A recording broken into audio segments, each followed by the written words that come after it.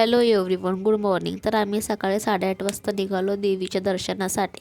आणि इथं टाईमपास म्हणून मी स्नॅप काढत होते, कारण की दुसरं काय कामच नव्हतं.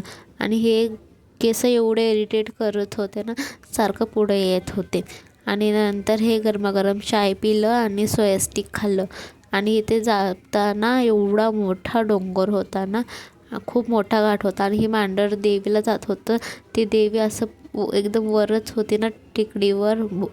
आणि शिंदे सरनेम कोणाकोणाचं आहे कमेंट करून सांगा. आणि मग आम्ही नंतर इथं पोचलो. आणि मग इथनं गेल्यावर ताट घेतलं.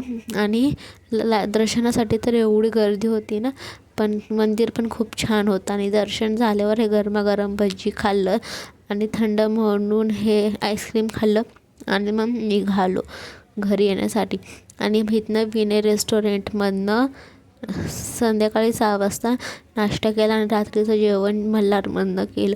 चिकन थाळी खाल्लं. Thank you for watching.